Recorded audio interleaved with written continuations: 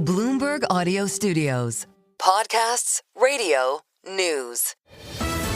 The Stock Movers Podcast, your roundup of companies making moves in the stock market, harnessing the power of Bloomberg data.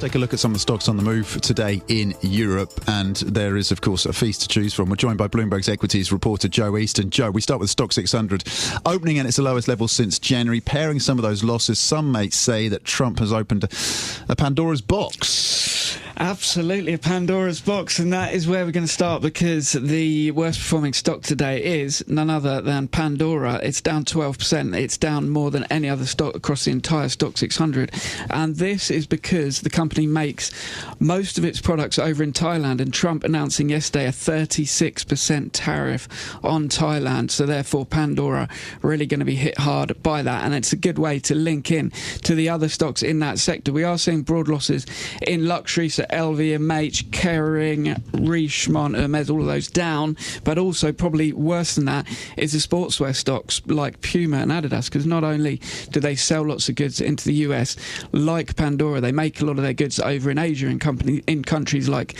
Vietnam, and they are seeing massive tariffs coming in as well. So it's a double hit: reduced demand in the US because of higher prices, and also because of the production where they are, it is hitting that sector really hard. Yeah, absolutely. Thinking about neighbouring countries of Thailand like Cambodia, Bangladesh, Laos and Lesotho, Bloomberg has written up in detail the story about how some of the world's poorest countries are going to be hit by these tariffs, that they're going to put their sort of labour-intensive industries at huge risk because of the tariffs. So hitting, countries that where people survive on very, very little a day. In terms of the other areas, though, of kind of global thinking, it's a bit unsurprising that shipping is also facing a very choppy seas now. Yeah, it's a very choppy seas indeed. But so AP Moller-Maersk and Hapag-Lloyd both down around 8% now. It's kind of, as you mentioned there, Caroline, it's really the clearest read on this in terms of pretty simple trade.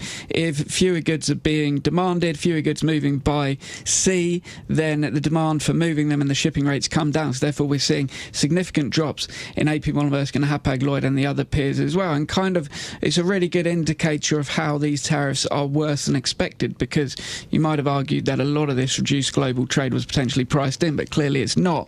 Those stocks have actually done pretty well over the past year, given a rise in shipping rates because of the disruption we've seen in the Red Sea, that kind of thing, but giving up a lot of those gains now. So as I said, AP Moller-Maersk, Hapag-Lloyd, essentially moving fewer goods by sea, less demand, and the stocks are down.